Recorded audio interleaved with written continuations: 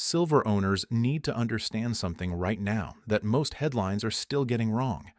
The danger is not simply that the new Fed chair might be hawkish. The danger is that the market may be pricing the wrong version of what he actually said, what he actually meant, and what that means for silver from this point forward. That is the hidden truth. And if you are still using the same silver playbook that worked during the last big run, you could be reacting to noise while the real shift happens underneath you. Because what happened here was not just another Washington headline. It was not just another hearing. It was not just another routine confirmation process where a nominee says the expected lines, senators pretend to probe deeply, and markets move on. This one mattered because silver is not trading inside a simple story anymore. It is being pulled by policy expectations, by physical tightness, by industrial demand, by positioning, by volatility, and by the way markets interpret uncertainty before uncertainty is resolved. That is a very different setup than the lazy version most people are still repeating. The easy story says this: a new Fed chair showed up, sounded tougher than expected, and that is automatically bad for silver. Clean, fast, understandable. Also incomplete. The hidden truth is that what he said under oath did not destroy the silver thesis. It split the silver thesis into separate parts, and that distinction is where most investors are getting trapped. One part weakened, another part did not. One premium got repriced, another source of support stayed alive. If you do not separate those two things clearly, you will either panic when you should be patient or get overconfident when you should be careful. So let us start with the part that scared the market first. For years, one of the strongest forces behind silver was the idea that the Federal Reserve would eventually bend. Rates would stay too low for too long. Inflation would remain stubborn. The dollar would weaken in real terms, and hard assets like silver would benefit as confidence in paper money slipped. That trade did not need every investor to agree with it. It only needed enough capital to believe that the central bank would eventually favor softer money over long-term discipline. That belief became one of the engines behind silver's explosive move. Then the nomination landed, and the market saw a name attached to a different instinct. Not just someone with institutional experience, but someone whose reputation carried a message. The message was simple: this may not be a chair who moves the way the market had been assuming. And the minute that possibility hit the tape, silver did what silver does when a crowded narrative gets punched in the mouth. It did not decline politely. It snapped lower, hard, fast, and violently enough to make even committed holders question whether the whole move had just been exposed as a fantasy. That is where weaker analysis stopped.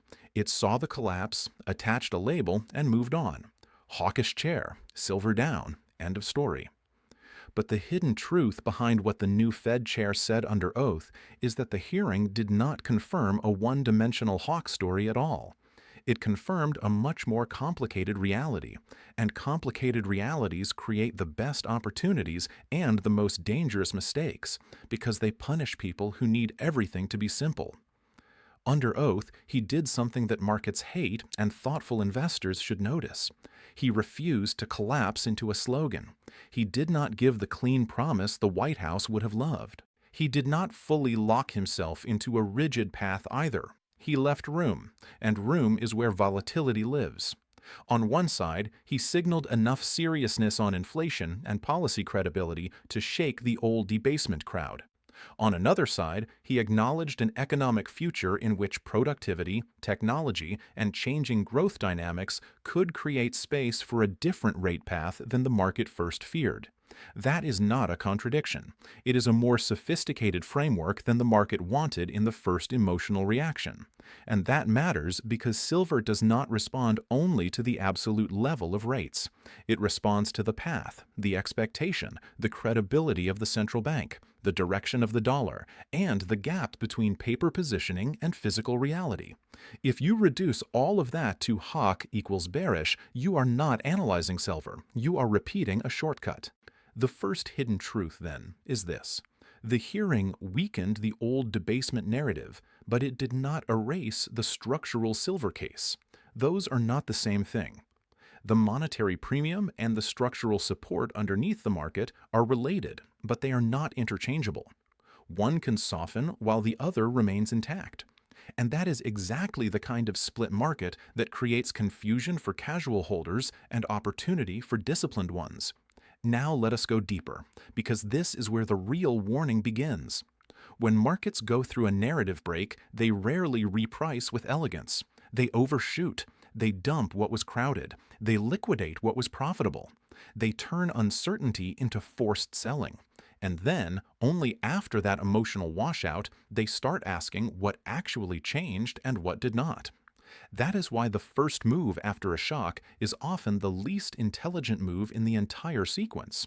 It is usually the fastest, it is definitely the loudest. But it is not always the truest. That is important for silver owners because the sell-off following the nomination looked, on the surface, like a full rejection of the prior bull case. But look underneath and the picture becomes less dramatic and more interesting. Physical demand did not suddenly vanish. Industrial use did not stop mattering.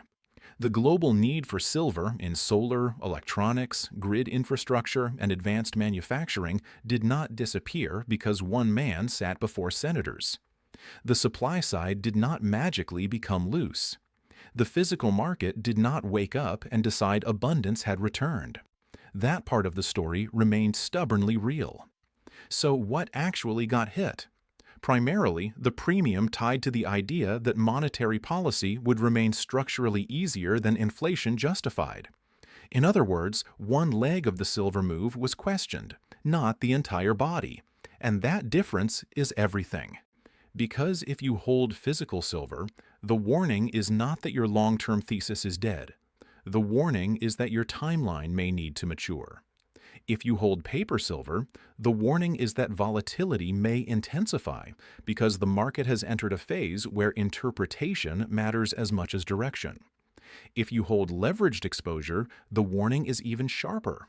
You are no longer dealing with a clean narrative trend. You are dealing with a market that can gap on policy language, swing on rate cut timing, and reverse violently when positioning gets too one-sided. That brings us to the second hidden truth behind what the new Fed chair said under oath. What spooked the market was not just what he said, it was what his communication style suggests about the future. A central bank that signals less, clarifies less, and leaves more room for interpretation creates a radically different trading environment than one that constantly tries to guide expectations in public. Less forward guidance means more surprise. More surprise means more volatility. And in silver, volatility is never a side detail. It becomes part of the thesis itself. That is why this is a warning to silver owners.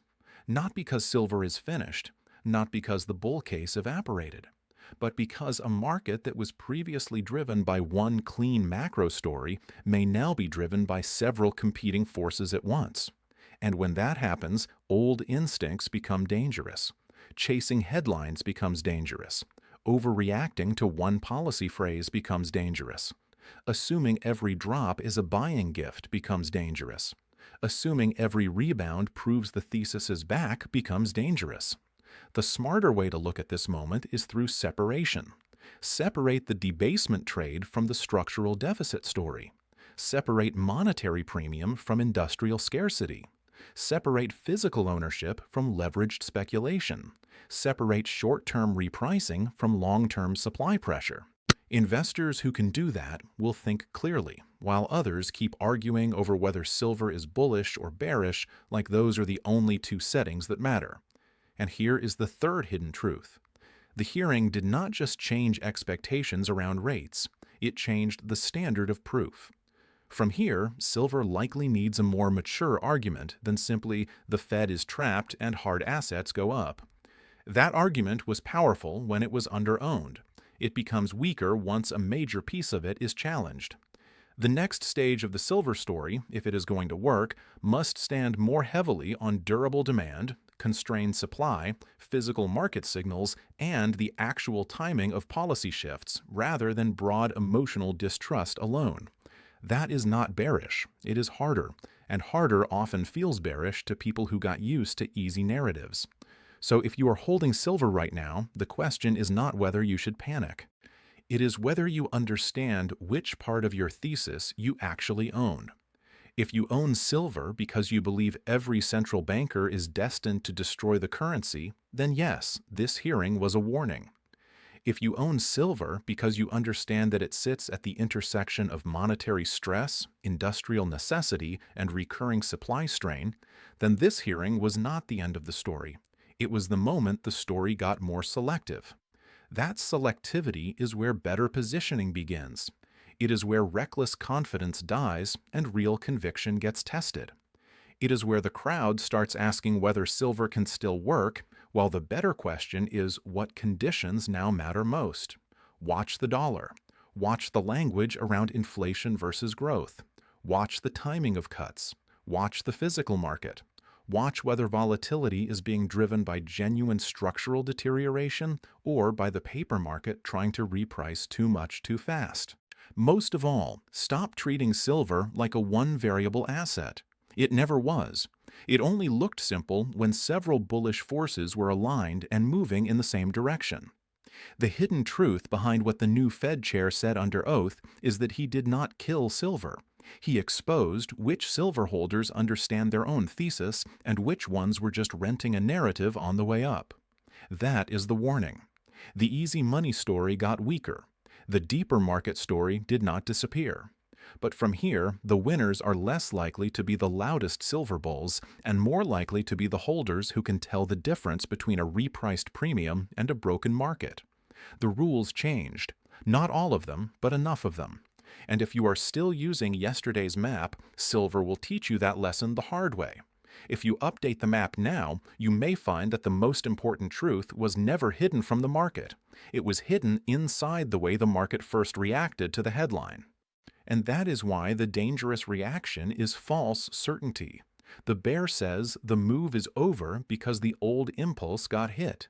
The permabull says none of it matters because silver wins in the end. Both reactions are convenient. Neither one is strong enough for the market ahead. It requires patience. It requires the ability to say yes, one driver weakened, but no, the whole structure did not collapse. It requires you to think in layers. The next phase for silver will probably not reward people who need constant validation. It will probably reward people who can endure a messier path. There may be rallies that feel too sharp to trust and sell-offs that feel too ugly to hold. There may be weeks where policy language dominates the tape and weeks where physical demand quietly tells the more important story. There may be moments when paper traders panic over a speech while real buyers keep accumulating because their horizon is measured in years, not headlines. That divergence matters. In many commodity markets, price leads understanding. In silver, understanding often has to survive price first. So if you want the takeaway from everything the new Fed chair said under oath, here it is. He did not hand silver owners a simple verdict. He handed them a filter.